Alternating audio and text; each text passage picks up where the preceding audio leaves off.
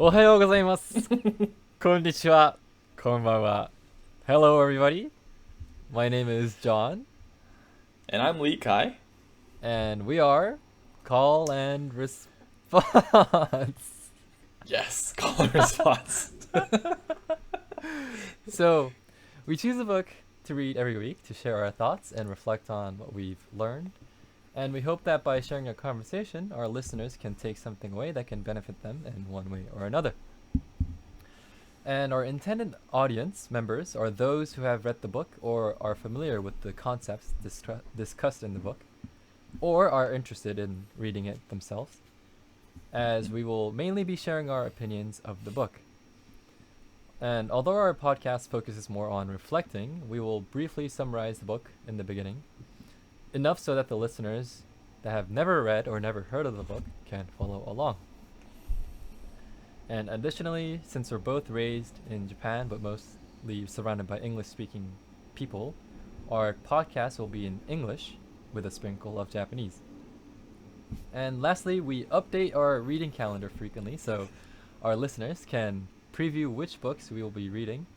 And we also welcome our listeners to join in anytime in our podcast. You don't have to read the book beforehand or prepare any questions if you don't have any. You can simply just sit in our Zoom calls and join in on our conversations if you want to. So, and we're always reachable through Twitter and YouTube. So, send us a message if you want to join. Both of our links to our calendar and Twitter will be in the description, video description. So, please refer to those. くらいですかね。それでは、それでは、今週もよろしくお願いいたします。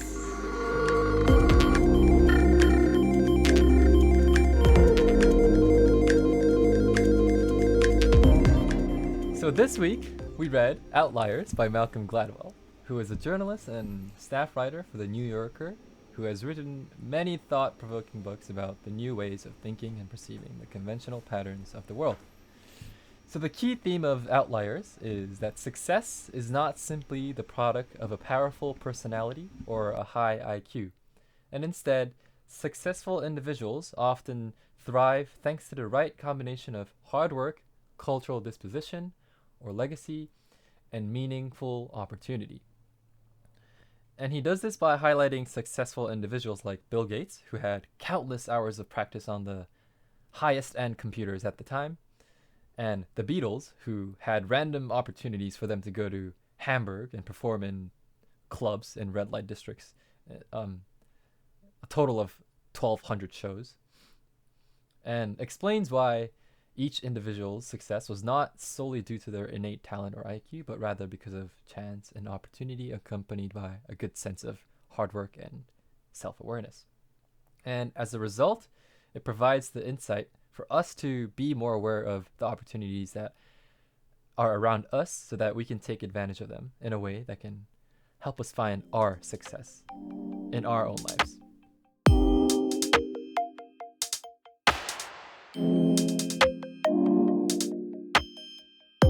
So before we move on to the Q&A section, I wanted to explain that we have now cut out the reflection part. It used to be summary, reflection, Q&A, but we will cut out the middle part of reflection and kind of go straight to Q&A, mainly because reflection and Q&A sections were some parts were overlapping, and we thought it was easier to merge it into one section and talk about our reflections there. So I will start off, and I wanted to first talk about this fate versus 10,000 hours. And so I'll explain what it is. So when I first read about the section where Malcolm explained how the professional Canadian ice hockey players, a majority, I think at least half of them were born before March. And I think the cutoff date for the youth league, the young league, when they were like in elementary school, they the cutoff was December 31st. So those kids that were born on January 1st, 2nd, or 3rd had compared to another kid that was born December 31st of that year has a whole year of advantage in physically and mentally too, right? And so I looked to think about myself. Sorry, sorry. So I'm born on August 29th, and then but and then so naturally usually I would go into I would be like on the older end if I went especially in the American educational system, but I was put into the year kind of like which would it be, year up older, well I guess a majority of my classmates were older than me, so I was a year behind in a sense, and I always wondered, like, is that like would my trajectory in life been different, or like how I would look at education, or would I have been more in like, because I wasn't like the top um, student, so both I guess physically, like sports too, and so I don't know about that, but and then but I wanted to say that even though I might have been at a disadvantageous point or stance, I was kind of luckily introduced to like the concept of growth mindset in kind of early on, or I would say early on, like freshman year of my high school, and so and that's because I read a book called Talent is Overrated. I'm sure I've talked to you about it, John, a lot of times. So and then my uncle recommended that book, so shout out to him. But he like it was about deliberate practice, about the concept of that, and it touched on like the 10,000 hour principle as well. And so I naturally like relied more on hard work and seeing like relying on that to see improvements in my life. And so I think that was a big game changer for me to in like how I tackled things in life. I just like work ethics, and so it's funny like that Malcolm kind of brings both these ideas up. How like there's a natural force in this universe that those that are behind in class, like age wise, are kind of doomed or like stuck in this system where we can't be as good as we could be if we were born like say like January for those hockey players. And then but at the same time he talks about 10,000 hours and how we can put our focus on our efforts and that we can still come out ahead in the future. And so this kind of like two ideas that are like at each other, it's not necessarily contradicting, but it's hopeful to know that 10,000 hours is a good way to think. Mm-mm. Frame your mind to work harder rather than depending on your fate. Mm.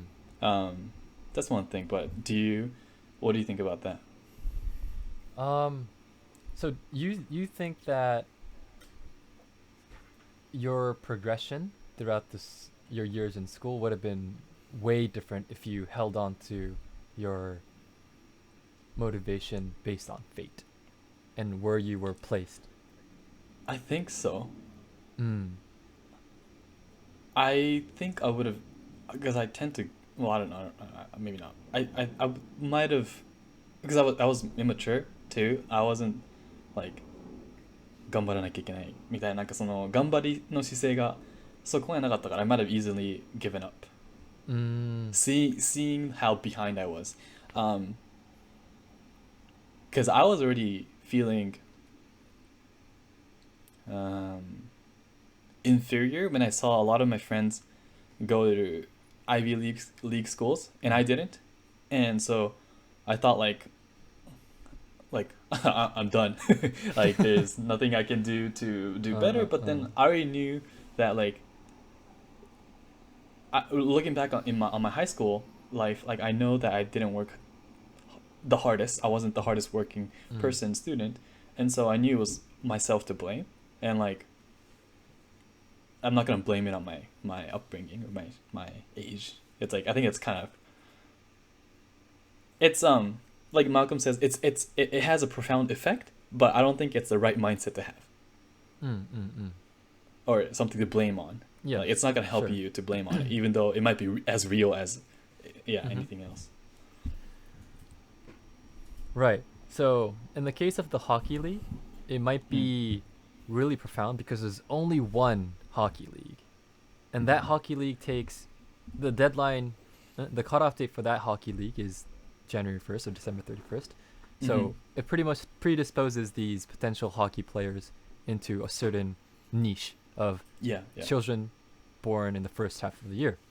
But it seems like Malcolm also says this in the book, but it seems like if there's another platform or Mm. environment where people can thrive towards a specific goal, like let's say hockey, for you, like Mm-mm. striving at school, um, yeah, motivations might change and Yeah, the course of your life might change. So yeah. it seems like this idea, like people should be more aware of how this idea of fate and your predisposition Mm. can affect you, and try to mm, not I don't I don't know if customize is the right word, but like trying to find a way for you to, like you did, like you found this book that inspired you to focus on your performance rather than your placement in a certain group, um, Mm-mm. to find that type of guiding light or philosophy to Mm-mm. base your behavior or like actions on. いや、そうだね。Mm. Yeah, just not get too Uh, bogged down by it is key. mm-hmm. So, how would we be able to do that? Like, as people who are placed in that type of fate, let's say. Um, In a disadvantageous fate, yeah, sure. how would we overcome it? Or How would we fight against it? The odds that Malcolm says that impacts us tremendously. I'm not sure. I uh, I'm not sure. Mm. Do you have an idea? Um, it's a bit tricky because you don't really know what could be that source of inspiration for you. It Yeah. just so happened that this book, for you, did the job. Um, Right. so you can't really enforce everybody to read this particular book. Yeah. Yeah. Um, but at the same time, you can't just be like, you can't roll over to your fate and do nothing about Mm. it. So I think you need to do something about it, or you should. Um, s- uh, I think okay. If I may answer, Mm, like if I may, so my answer would in the best or the most general sense that anyone can apply to, mm, because you said for me specifically it was the book, but それ置いといて more like conceptually generally I would say I would might just kind of resort to the idea of like acknowledging it but don't let it affect you too much, or it's kind of it's just the way of life, like it's gonna be unfair for a lot of people, mm, life mm, is gonna be unfair, and so don't try to argue about the unfairness, but more like play along with or play the game and know the rules, know the unfair parts, but then like just there's other parts that you're probably more advantageous about, um like because like in David and Goliath, yeah, I was gonna say. every disadvantage is like there could be a potential advantage, Mm, and so like even coming here to the States as a foreigner, or yeah, foreigner, um there are a lot of job opportunities out there in the States that are great jobs, but only maybe for residents and nationals. And for me as a foreigner, I can't take advantage of that. In fact, there's a lot of restrictions for me to work here or to get even like connect with people. So because even just like as a person, I might not have the personality to network well with people because they might think I'm a foreigner. I don't know. There's all these different mm, unfair advantage or advantages, disadvantages that aren't there. But for me, I try not to think about that because it's just しょうがない. I love that word. mm, It's I love it in some sense, but I don't like it to overuse it. I don't think it's good to overuse it, but I think it's しょうがない to have these mm, immigration restrictions on me because I'm coming in here. Anyways, that's kind of I'm getting sidetracked, but yeah, kind of just play, go along with it, and then try your best, kind of. Oh, and then we kind of talked about this too, but because we know that our future is dependent on our past as well, and because we can't really change our past, like we talked about, fate. I think it's also nice to give yourself do not beat yourself up too much, and like there's variables you couldn't control in the past, where you're born, who you're born, or under, like to which family. So that's life, kinda. Yeah. What do you think? I agree. I think the most important thing to take away from this is to be aware of like how just things work, and try to, yeah, just be informed of it, and try to expose yourself to as many samples of people, like, I don't know, people that you find inspiring, or just people that you find, people that have done amazing things, and try to take things from what they've done, and try to apply it to yours, although that might be easier said than done. Yeah, so I think the baseline is just understanding how things work, and playing by your rule, like David and Goliath. Kana is what we can do, all we can do, I guess. So being aware is a huge step. Yep. And then so I wanted to talk a little bit more about the rice theory, with the math and rice Asian or Eastern Eastern and rice theory, because I think it kind of boils down to growth and fixed mindset between like if you work hard in the paddy field or the rice field, you will reap the benefit, or you literally reap the rice, and so but I don't think so that's not my that's I just want to put that aside too. Like, so I think it's just the growth versus fixed mindset is like a nice way to simplify his idea, Malcolm's idea about the East and the West. Not to say West is just fixed, but like from what he was talking about. And then I want to talk more about the connection he made between the rice, right, like rice and growth mindset.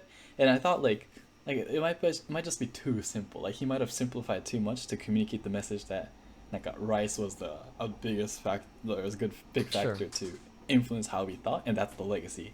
And I think he used that more for the simplicity, and I think I would have done the same thing. But there's like other stuff like I would say like religion is one other thing that has a huge impact in how we think as like a community, like culture, like country too. And so for Eastern it will be Shintoism or Buddhism, and I'm not too familiar with those, but like those are dominant religions here, or it used to or still, I don't know. So and then but then I thought to myself, okay, well maybe even those religions are also influenced by the rice theory. Like Sure. It might just still be it's not the most fundamental level yet. Religion is still a construct that humans made, right? So I was trying to think, okay, so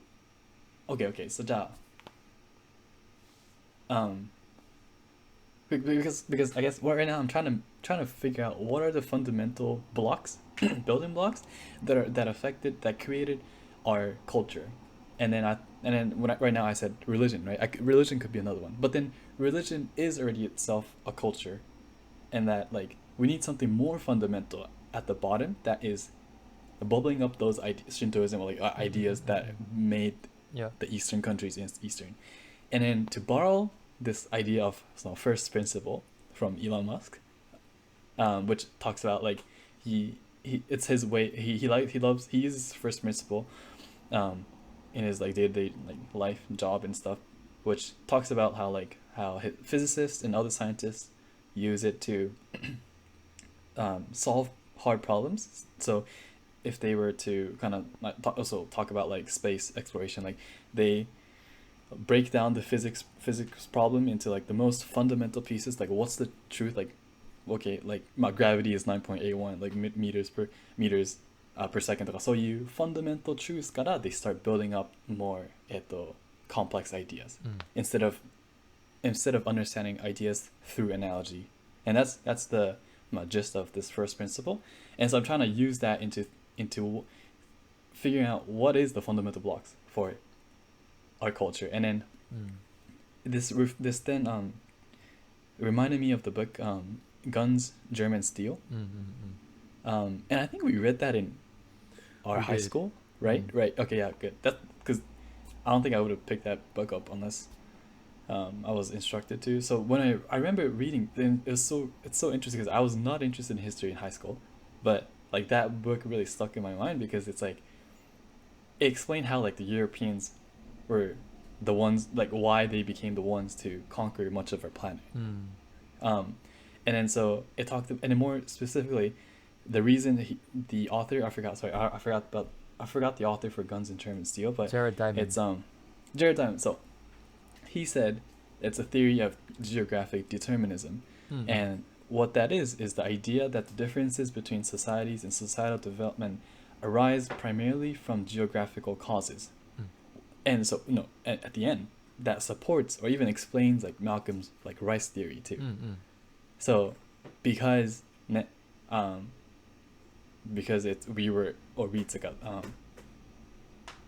Asian Eastern countries were in the Asian, I guess, that side of the world, we happen to be growing rice, then we happen to be having that mindset. So I was doubtful in the beginning, but it kind of made sense now that I took a step back and related to Jared Diamond's point or geographic determinism.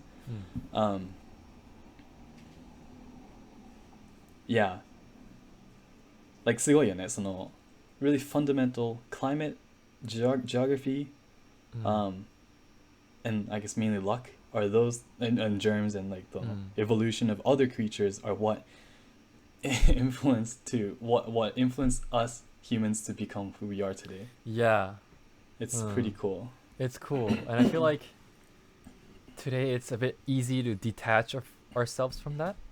Yeah. One, I think, is because we can move around, and the internet is another thing. Like, ideas and values can go everywhere. And we tend to... It's easier for us to base our ideas and philosophies on things that are foreign from our geography. And it might yield new ideas, or it might not yield new ideas. I don't know, but I think this was cool because it kind of brings us back to, not brings us back, but like it reminds us of how important like things in physical reality are in shaping our thoughts and how we think or how we live on a day-to-day basis. Yeah. So we're still creatures still trying to survive in the wilderness. そう And we haven't changed much from that. ね、そのつながりが結構はっきり感じるエグザンプルだったね。その Malcom の Rice Theory は。Yeah, I agree. The next thing is about nature versus nurture, and and I think I kind of bring it up because it's nature versus nurture is same thing as growth. Not same, similar to growth versus fixed mindset. And I bring this up because there's a chapter about the Korean air pilots about the legacy, which is, I think, legacy and how our legacy or our history affects who we are today. But then there's also, for me, there's the other part, the nurture part, which I think is something we need to appreciate as well, because although I think we evolved to be creatures that respect and follow tradition and legacy, because tradition and legacies tend to be things that helps help our survivability, and like not tend to be, but like the traditions that decimate populations aren't gonna be traditions because those people that are carrying on the traditions won't be able to. They're dead. Mm-hmm. Right? So we have this natural tendency to respect or appreciate tradition. Like it all. At the same time, I think we also have this amazing capability to adapt, and like you can see that in habits. Like it's our so in a smaller scale, it's habits. We repeat habits day to day, so that it reduces cognitive load, but also we know that that works. Or Mm. maybe that's a overstatement, maybe because like. Anyways, I'll take that back, but we can still change our habits, and I think it's the same thing. I think it's something we should bring point out, because we might feel stuck in that we have to repeat tradition and history and carry on the legacy, but we are capable human beings that are also, or that can change the course of our life and our future generations, and that we have this amazing power to think for ourselves and adapt to the current environment, and like think, is this tradition applicable to our day-to-day or our current modern life? And I'm really talking in a really abstract, general, vague way, but I think it applies to a lot of things. And so no, わかるかな? I'm just trying to like give hope to people that might think legacy is so powerful in our life that we're bound to it forever. But I think I'm just saying we have this ability to adapt. So I think if there's enough effort and will, we can persevere or change our course. Yeah, change. Yeah. そうだね. Does that make sense? Okay. And then, so now moving on to this is my last point, and then I have 3 questions for you, John. But it's about the honorific. So when I read the chapter on the Korean air pilots in having trouble communicating with each other, which led to a tragic crash and accident, I was kind of, I understood the struggle, because like again we were both raised in Japan, so we know the importance or the emphasis on honorifics and respecting our elderly or seniors. And so I was both understanding but also infuriated, because if only they weren't that polite, they might have been able to survive. And it's not like I'm blaming them, it's just like it's unfortunate. And so I always had this thought of like, why do I have to show my respect in the form of language to my elderlies or seniors? And I truly believe I can show and express like respect for you in so many other ways that are 1,000 times more heartful and like visceral, like you can feel it. And it's the same thing, I think, like the idea of words, or a picture expresses like 1,000 words. The kanji de, an action is more meaningful than words, right? And I think once you accept this practice of using honorifics on day-to-day basis, it becomes automatic, and I think it loses its weight after a while, because it's repetition, right? But you can't. I think it's more meaningful to give a gift, or like take なんかもっとね言葉以上に表せたら I think it's better. And so I really don't like it when people emphasize too much on honorifics, and I want to prioritize my message over the fluff around it. And without the fluff, I can still communicate my message. Hey, like, John, I really respect you, and I don't have to say it in a very, very polite way. And so, like, just to kind of give a little example, I happened to kind of walk around my neighborhood, and I walked into a Japanese store, kind of just like, just a Japanese store, and then I realized that the cash, or the lady who was there was Japanese, who was cashier or manager there, And so I was like,日本の方ですかって言って、I had a conversation, little chat with her. But, まあ、I have to kind of like put on my A game with my Japanese speaking because like, oh, like what words are rude or like how do I need to say it? Especially if she's a, なんだろう、what's our relationship? Are we still strangers? I mean, we're strangers, but are we like semi bros because we're like the minorities in the Seattle area? Like we don't know that many Japanese, so ちょっと親近感感じるみたいな感じのwhat's the level みたいな考えるし、そうなんかもったいないじゃん。Like I mean no harm to her. Like I respect her just like I would respect anyone else, and I don't need words to express that. Yeah. And maybe it's just me. Yeah. Mm-hmm.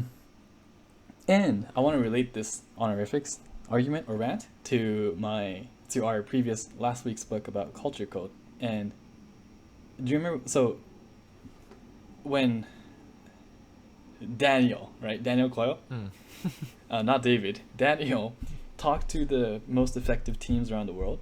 So like the Navy SEAL teams and like the basketball teams, what they described as their teammates as were family members or family.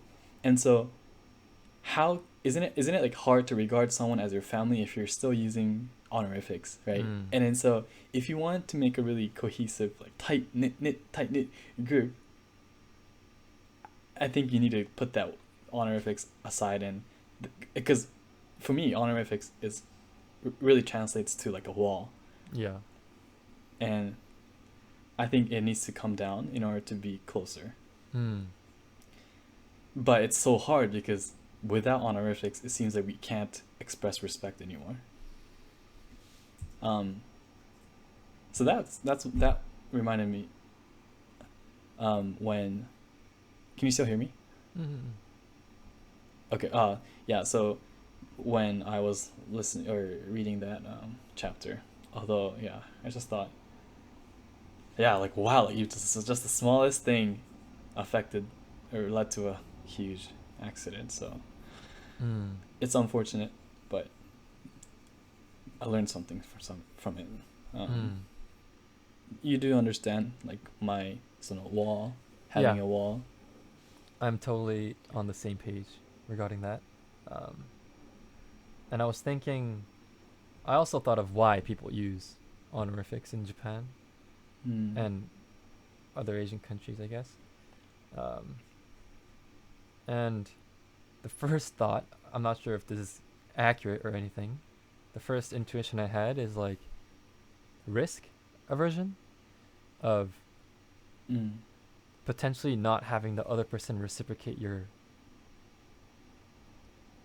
communication in a sense. And by isolating words from you and turning it into honorifics reduces that risk in a sense because you're both on the same level now, same level of trust. While if you take away honorifics, it's like a more pure form of communication. That's why families do that too in Japan. So it made me think using honorifics to me sounds like people are less open. It's a less direct form of communication in a way, but of course it's polite and there's less risk of harming the other person or harming each other. So that was my interpretation of why people could be using honorifics, but yeah, so it's like a safe net pretty much. Yeah, I watch a lot of videos about like Japanese YouTubers interviewing people on the streets, like Japanese people on the streets in Japan, Tokyo, talk about how they think about foreigners. Like it's kind of like Asian Boss, Sure. but more like on random YouTube channels, and even in my personal experience too, people say foreigners are more friendly, or I guess Westerners are more friendly, and likeフランクってよく言うじゃん。And so なんかそこもつながりあるのかなと思って。言葉 honorifics 使ってるからあまりちょっと冷たい感じ、あんまり、you don't feel the warmth with that person. So it might so that なんか the average normal interaction communication between Japanese might be it might be just like colder in general. Compare in relative to just because there's that honorifics and it's not like so I don't know, I just observation. So 本当にそうだと思う。Like just さっきも言ったけど detaching your emotions and yourself from in a form of language and like using it as like a tool more than anything, like instead of like words are tools for communication, but like a more colder version. It doesn't really accurately represent your true intentions in the form of honorifics, I think. Although it can be more tailored to the mass, in a sense. Less risk. So efficient. And then so you talked about it, but it relates to, in the book I think it was mentioned as transmission versus reception oriented communication. And so I think, correct me if I'm wrong, transmission is for more like honorifics? No, the other way? Transmission oriented is focused on what you want to communicate to the other person. Like it's based on the transmitter, while reception oriented is based on honorifics, like how would that person perceive you type of thing. So it's more honorific, Japanese, Asian language oriented, and the Western is considered to be more transmission oriented, while the Asian languages are more considered to be reception oriented. Yes, this reminds me of a great section of the book where it was like the responsibility to understand what I'm saying is on the receiver. So reception oriented is more on the receiver, whereas transmission one, if the person saying it didn't say it clearly enough, it's not my fault that I don't understand or something, right? And then so so there's a lot of, with the reception oriented, there's a lot of guessing between what the other person's trying to say, and that's just so like inefficient. It's so frustrating. Like, tell me what you want. It's not communication, it's like charades pretty much. I'm just kind of it keeps bringing up all this stuff, but so one thing that I realized was like when you're calling people, they are like doesn't have to be calling, right? Just like if you're like, I think it typically happens when you're like staying at another person's house for like house party or dinner party at their place or something, and like dinner parties, you don't have a like a 締め切り時間ってないじゃん unless that person's like, oh, I have a flight tomorrow, so like okay, you guys gotta leave at like nothing else. But like, so when there's like flexibility, it's like I see people that show like signals, right? Like なんかパジャマに着替えたり or なんかにカーテン閉めたりわかんないけど something to signal that you're like もうすぐ寝るみたいな you're about to sleep, right? お開きでみたいなそう and then there's other people that are like もうなんかじゃあ OK って感じでなんか言葉にしてじゃあ明日 or like なんかthey're more direct, like I can't think of an example. Sure. And so and I see the pattern based on their like upbringing and their like culture when I observe these moments. So John, would you prefer that person to tell you, hey John, you gotta leave the house right now, or would you because the intentions is fine, right, for this transmitter side, it's like they don't want to like make you feel bad, but at the same time they want what they want. And so I understand both sides, but which one do you prefer? Like more straightforward or なんか because like straightforward すぎても John もちょっとなんか傷ついちゃうかもしれないじゃん because I definitely would too. Yeah. I think that interpretation really depends on my time spent with that person. So what I Mm. mean is, uh, I would be able to make a better judgment and interpretation of what that person is communicating if I know that person more. So Mm. if a person is saying, "All right, I gotta, you guys gotta go," で初対面の人だったら it's like, "Oh, そっか," Mm. ってなるかもしれないけど、if I know this person and know Mm. that he's like a direct communicator and he doesn't mean anything bad, Mm. I would totally respect that and comply to his request. But Mm. so I think it depends on that level of Understanding. connection, understanding of that person. So transmission oriented no context ni person oriented かな? Yeah. So That's I think I have that, or I do that too. Yeah.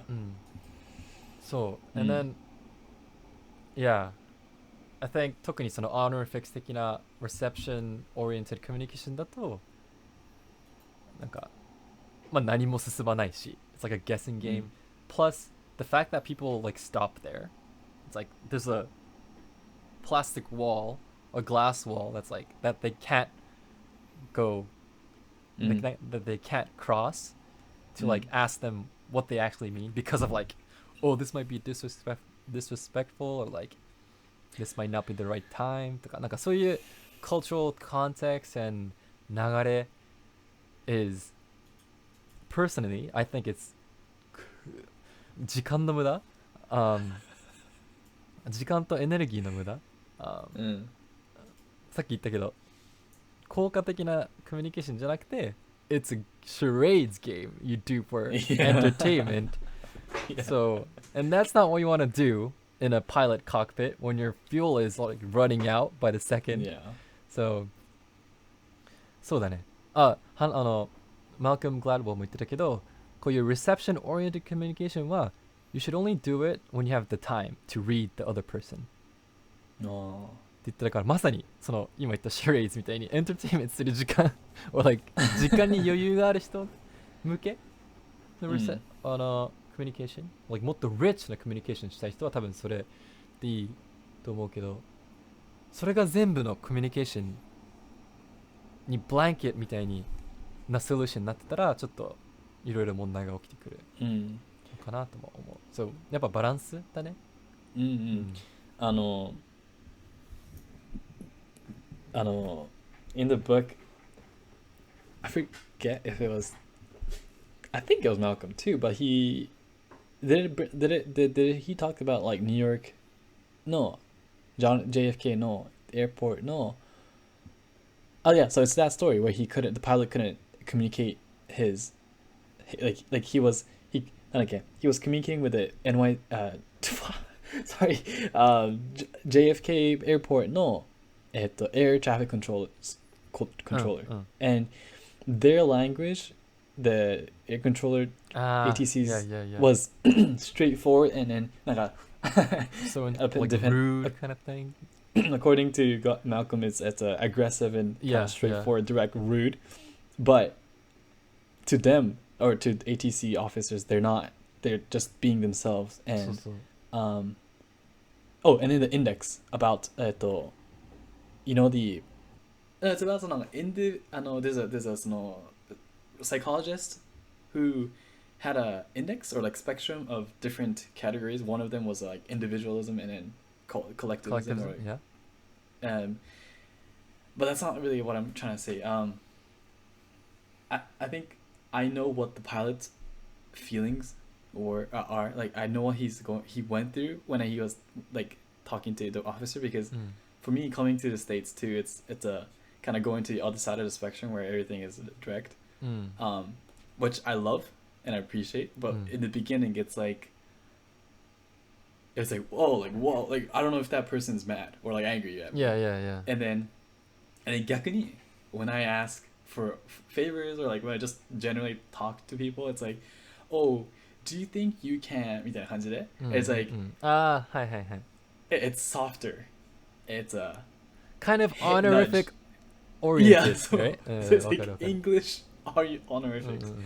And I realized, and even when at work too, because I'm extra risk averse or sensitive with my うん language at work because I mean everything's kind of う professional. ん So うんうん。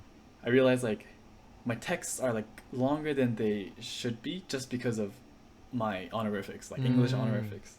なるほ And どね。 I'm trying to be careful to cut it down because like we talked about, うんうん。 we don't really care about that here だし、例えばSlack message とかだったら you would rather get straight to the point so Yeah, they could go yeah. back to work.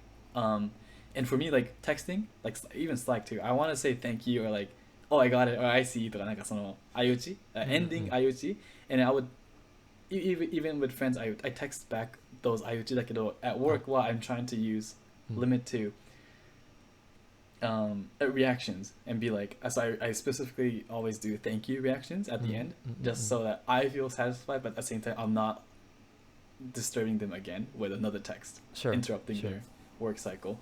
So it's interesting to balance these two, transmission versus reception, うんうんうん。 depending on the culture you're in. Right, right. And yeah, I guess we're fortunate in a sense where we have both access to both of these tools of communication Yeah. or methods of communication. So, Yes. and we'll talk about that advantage or opportunity later. But yeah, so in my case, I totally agree with the honorifics problem that I have, especially talking to clients, because most of my clients are Japanese, and I don't want to be rude or anything, but well, that's my honorifics mentality coming in. Yeah. But yeah. it's so tedious to set up, like even set up the email because you can't say hi. You have to be like, お世話になっております。何々の何々です。みたいな。To only just to introduce yourself. Well, you can say, hi, I'm John in English, which is much more easier and much more direct, much more effective. So that's that. But we can't really change that, you know? I think I can only change that for clients that I work. No, I don't think I can change that even if I work consistently with the client. I'll have to get to know that person much more to be on the same level and to understand that me using non-honorific Japanese isn't my way of disrespecting you. Yeah, but yeah. It's a more direct and efficient way of communicating. Right. So that's a struggle that I face on a daily basis, but Daily basis, yeah. I wish there's a form of communication or language in Japan that allows us to be more open and less intimidating or more warm, you know? Like you said, it's a bit cold in Japanese. Like It's ironic. It's supposed to show respect, but so it's showing coldness. No, maybe not. Yeah. it's detaching ourselves from the language, which personally I don't think should be the case because you're trying to connect with that person, you know, through communication. Yeah. So using something that's detached from you to try to connect at a deeper level with another person sounds counterintuitive to me. Yeah. So but yeah, that honorifics, we can talk forever about it. But I had 3 kind of rapid questions for you.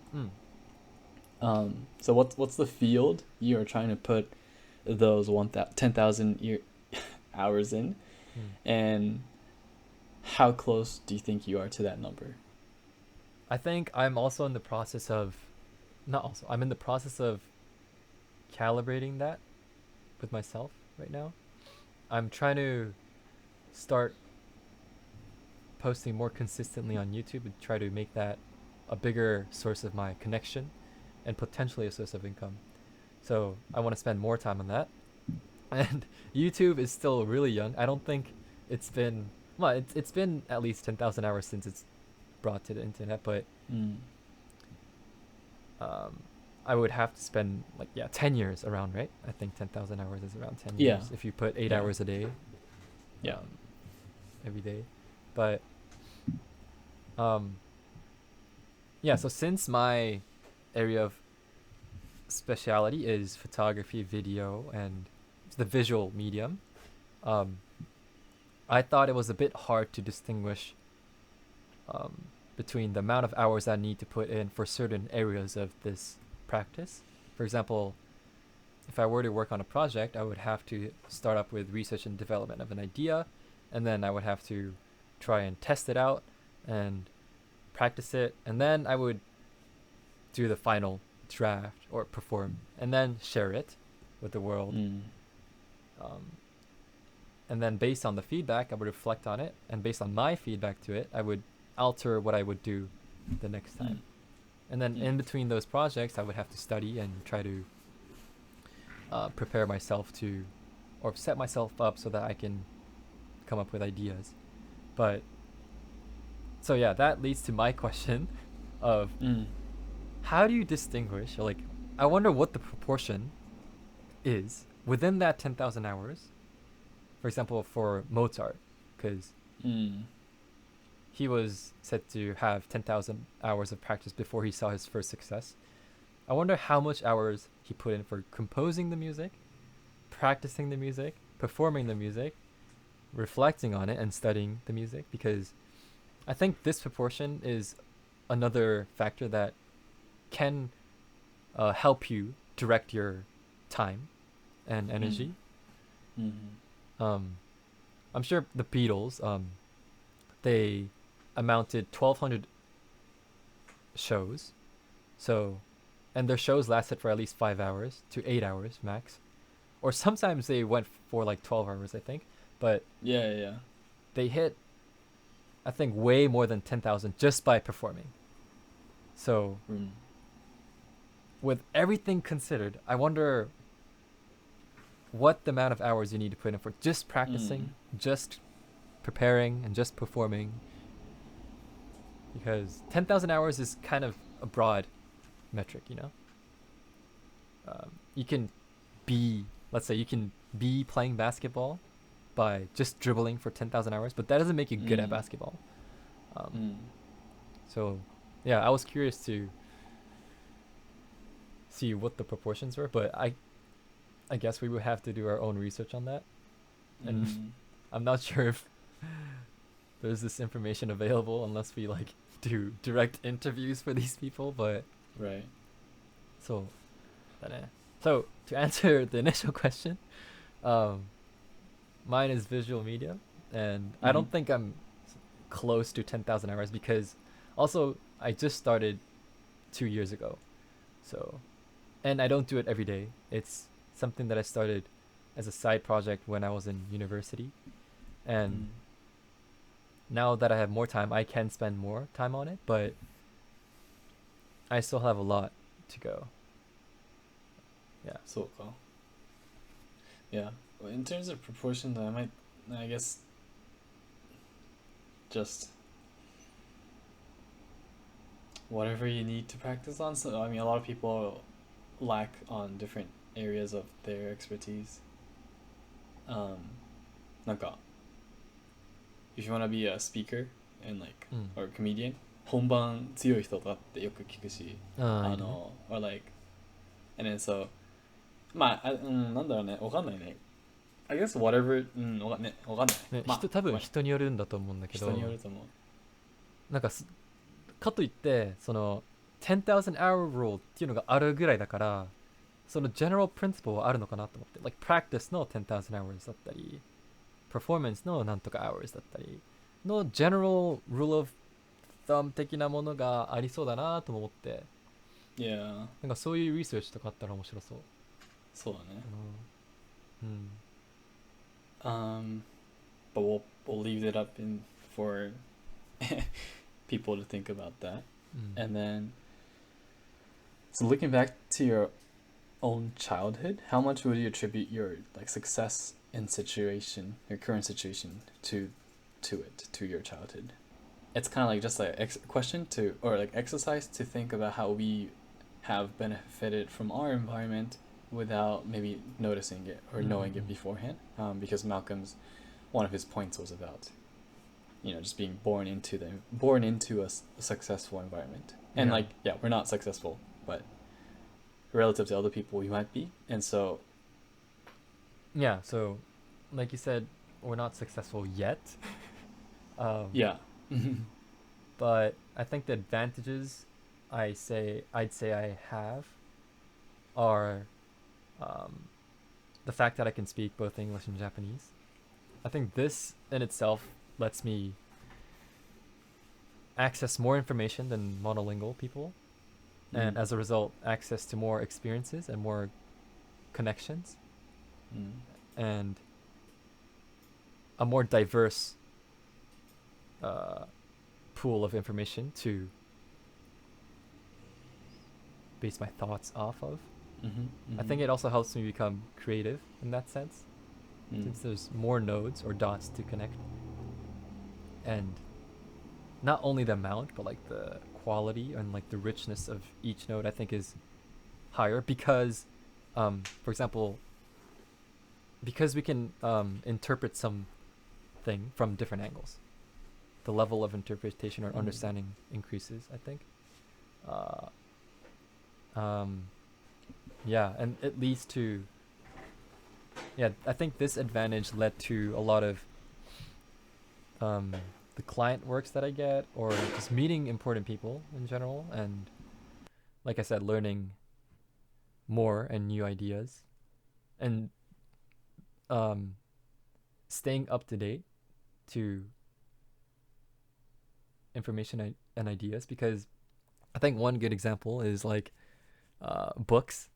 I think the book Sapiens by Yuval Harari was a big hit in the States 2 years prior to when it became big in Japan.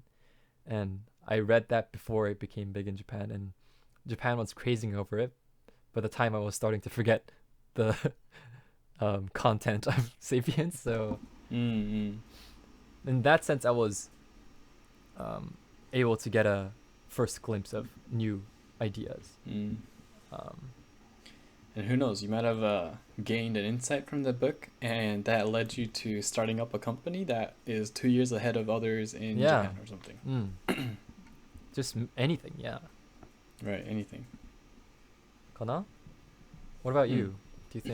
What do you think your situation can be attributed to? Or how? So first of all, I'm not successful, but Yet? But I'm studying my master's right now, and that's thanks to my family for having enough, like I was fortunate to have enough financial stability and resources for me to go abroad and provide for my expenses here. So that's kind of like the easiest, simplest for me.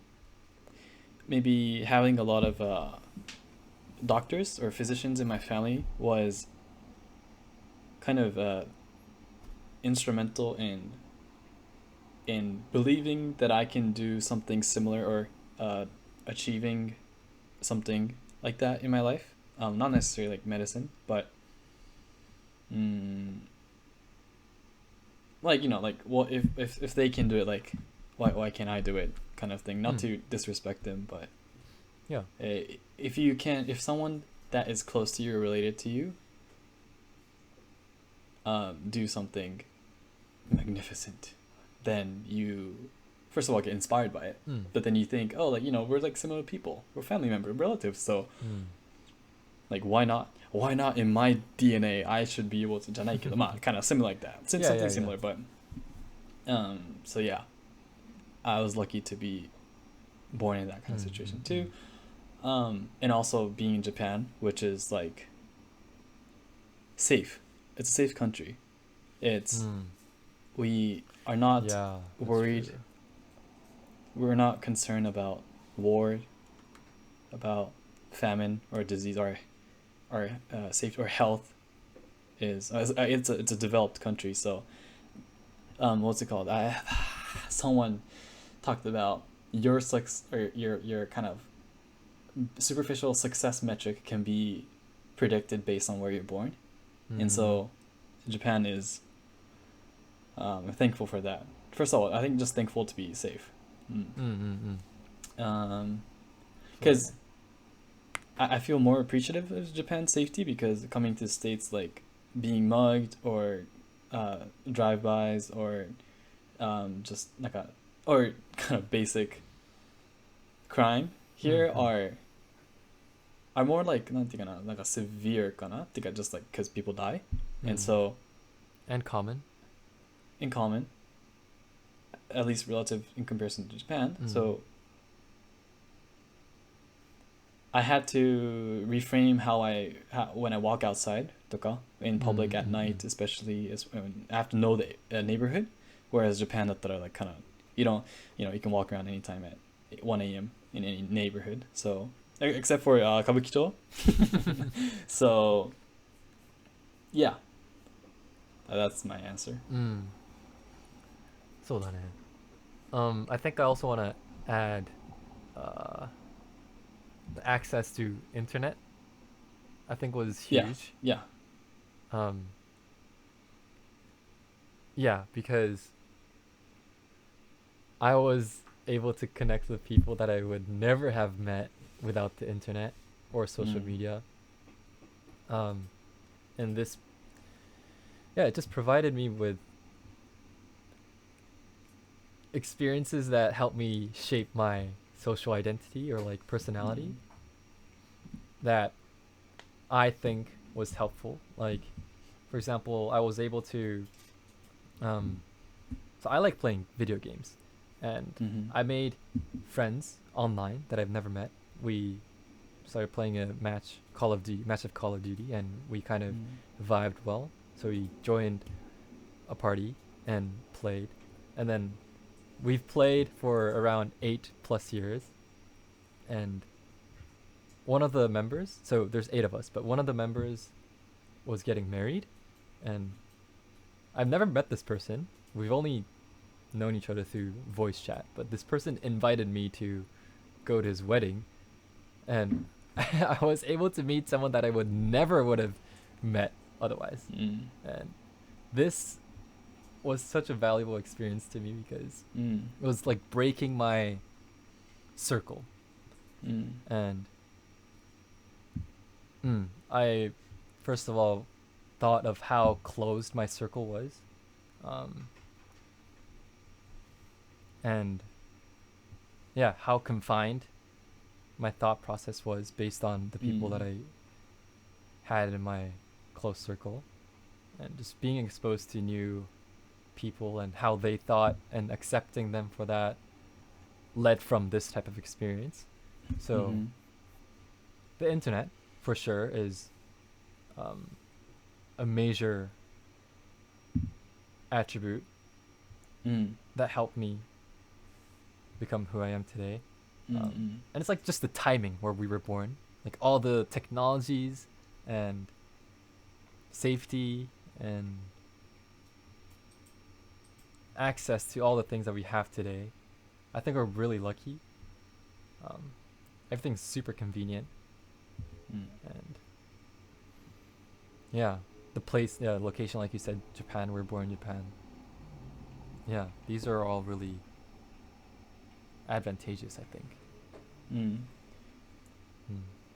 I wanted to add about the internet, which isn't related to the book, but like I wonder how much of our generation has like mental, like mindset wise, our notions, like how much of those we have that are dissonance between us and our parents' generations.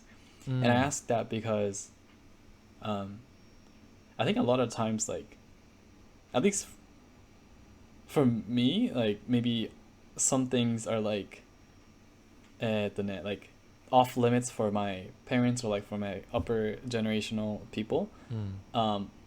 Like they might be more conservative in some aspects, and and like we say, hey, we're more open-minded about those stuff, blah blah blah って言うけど, but like I wonder how much of that is like not their fault, and it's just because we were lucky enough to view the other side of the world, Yeah.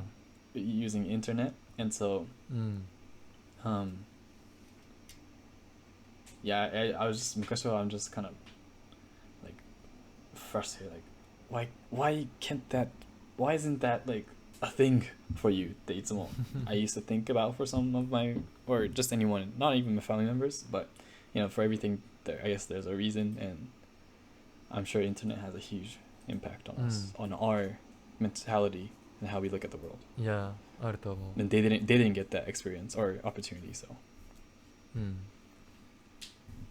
but yeah, that was my questions, but now I will let you talk about your questions and points.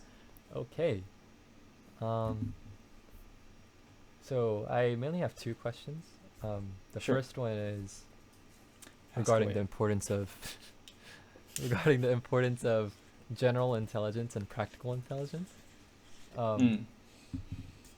In the book, he brings up two individuals who have extraordinary high IQs, like from 180 to 200, that level of IQ, where Einstein only had 140, 150. So he was talking about how they looked like they were set to succeed in life. But so the first person is Chris Langan. He had an IQ of 190, and he would win like TV shows, like questionnaire TV shows, where he would go against 100 people. It's called 1 versus 100, where the MC of the show asks Chris and the crowd a question, and whoever can answer it can proceed to the next round and make more money based on how many questions he answers.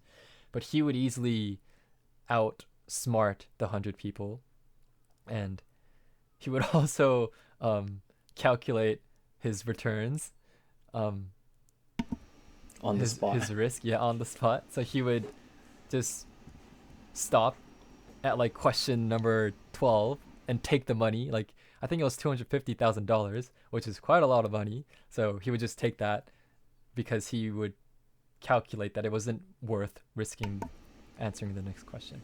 That type of stuff. And in general, he was really smart, and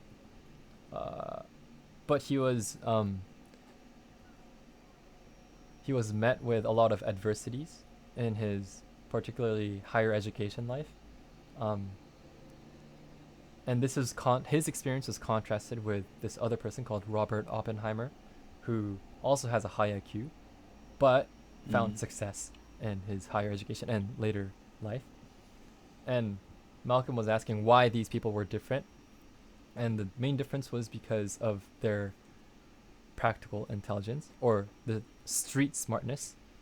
They're both generally intelligent, which describes their high IQ, but Chris Langan didn't have much practical intelligence, and he wasn't able to communicate effectively what he was thinking and how he felt. So that led to miscommunications and authoritative figures in the schools not granting his request to even like shift his morning schedule to a night schedule because his car broke down. He can't make it to school on time. That level of request he couldn't even carry through because of his lack of communication skills. While on the other hand, Robert Oppenheimer, he was found attempting to poison his tutor, but he was able to convince his way out and just receive probation and a consistent counseling session. So, and then afterwards he was recruited to develop the atomic bomb in the World War II. So he went up the ladders despite having the same amount of IQ. So the difference was practical intelligence. And this practical intelligence is said to develop through social interactions through their families.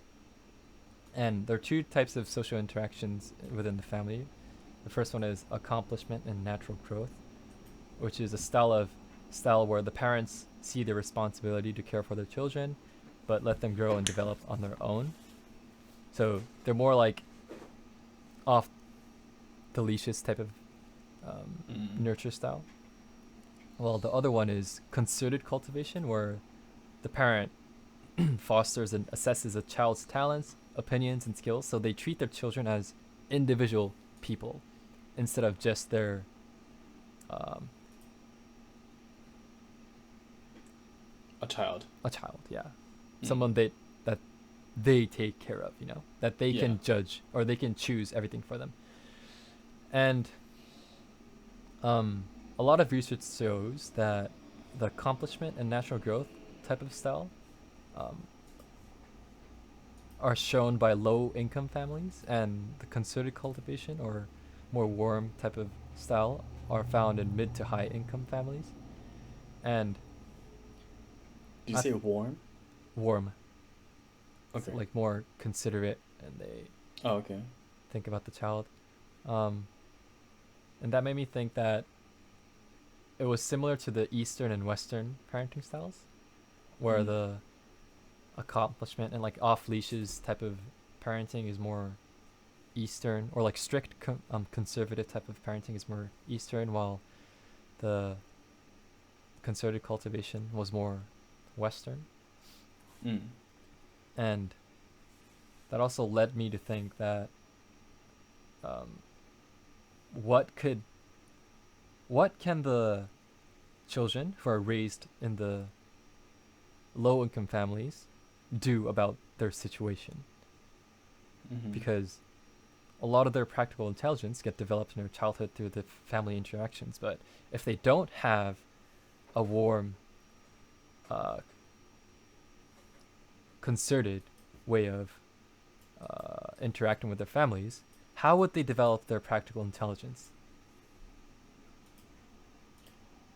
So actually, I'm a little confused because you said like the low income families style parenting is to let them grow and develop on their own. But I thought maybe by putting them on their own feet by themselves, it's a training for them to Sure. develop their own intelligence. So Mm-mm-mm. it makes me feel like naturally they would develop it naturally, but I feel like I'm missing something here, which is I do agree with that, but I also think not every child can do that. right. So They have to have the willingness and motivation, like innateness to want to develop on their own and curiosity. But mm-hmm. and a lot of the times the parents can inhibit that based on their Mm. way of treating the children too. Like Mm. if they're controlling, or if they don't allow the children to even say their opinions, that type of stuff. So like how would these children develop their share of practical intelligence so that they can find their way in the world? Mm. Was like my concern after reading this segment. So if we can't teach the kids, maybe teach the parents. So I thought like my first answer was like, kids. I think kids learn from role models, or they don't. They're not learning. They don't learn by being told what to do, but to mimic people. So Yeah. if that's their main source of learning, then we would have to change or develop the main source of learning. Right. Yeah. Put our attention there. But I'm no expert, so I don't know. But how? Yeah. So how would we inform these parents to comply, to become more considered, like more warm and considerate, and treat them more as individuals? And then we'll be like, okay, where did those parents learn from? They'll be like their parents. So it's like a chicken and egg problem. But it also relates to my previous point about being in a cycle tradition, but also but also having the capability to adapt. And so if one generation, I don't know, if whatever generation can break the chain or cycle, I don't I don't maybe I don't know. Hmm. So, how would they break the chain? Like, would they implement it in the educational system or? Nah, intervention. I don't know. How do you? How? I don't know. So, you did say how should schools implement, right? Opportunities. Yeah, So that might because be the best mm, because it's the most malleable stage of their life, yeah, and not to, for lack of better words, like take advantage of that time. mm, And we kind of talked about this before too, right? Like in our own times, but yeah.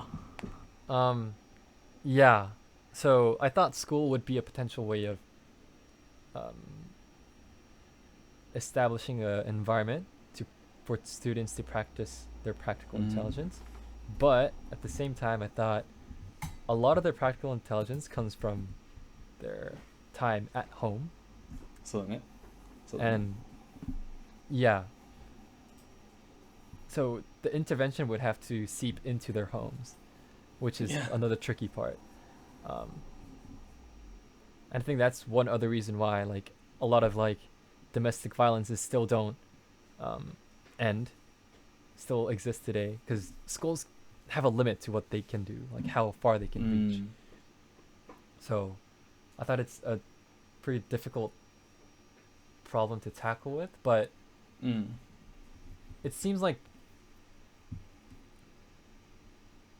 the intervention needs to go into the family.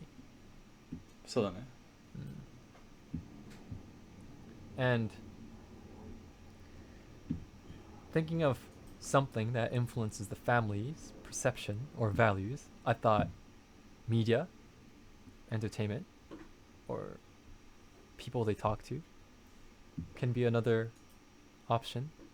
So Mm. maybe movies or books or music that kind of condition them to, not, I don't want to say condition because that's like brainwashing, but like, although Yeah. that is how people learn, um, Yeah.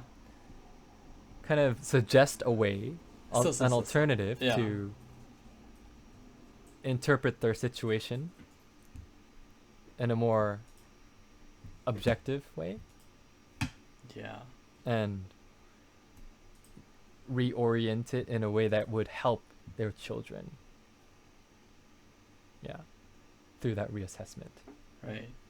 But that sounds like a big chunk of things to do through an easy input, Mm-hmm. which might sound unrealistic, but yeah, that was just one question that I Mm-hmm. had when reading this general intelligence and practical intelligence. So, I guess on the whole, what we can take away from this book is to be aware of the opportunities that are around us, based on these um, sample Mm-hmm. stories that we learn about, and identify the patterns, which seems to be the unmatched access of time and practice of certain practices. It doesn't have to be practices, it can be specific opportunities like starting a new type of business or delving into a new area of expertise. But I think the important thing is to be aware of how these natural opportunities work in our world and calibrating those with what you want to do and putting yourself into these opportunities by informing yourself of these opportunities. I'm being redundant here. Right. Uh, And so I guess be self-aware. I feel like I've heard of that before. yeah, I can't remember where that's from. Might have been. Oh yeah, every episode. We conclude with the same thing every book. Yeah, I think self-awareness. So I think it's first of all like we're gaining knowledge, And then by using this knowledge, we're trying to be self-aware in our lives, because self-awareness is like applying those knowledge and then trying to use them to your advantage in your own unique situation. So yeah, まあなんか reading them, it helps. Reading every week helps really look at the world in a more interesting view. So it's nice. Yeah. With that said, that was, what was the book? Outliers by Malcolm Gladwell. And Glad you remember. yeah, it was a fun read. It was the second book that we read from, written by Malcolm. I'm sure we'll be reading a lot of his other books as well. Yeah. Just a reminder, we are always reachable on Twitter and YouTube, like comment section or any inbox, and then we welcome anyone to join us, and please feel free to check our calendar. Our schedule's there. We might have a guest coming soon in a week or two, but that will be a surprise. All right. Anything else, Johnny boy? Nope. I really enjoy this weekly reading and reflection sessions. 本当になんか、 Yeah. まあ、モチベーションにもなるし、やりたいことにの resolution とかも上がったりするし、Yeah. Yeah. そう楽しいです。 Overall, good book. Okay. Well, thank you everyone for listening, and as always, please stay safe.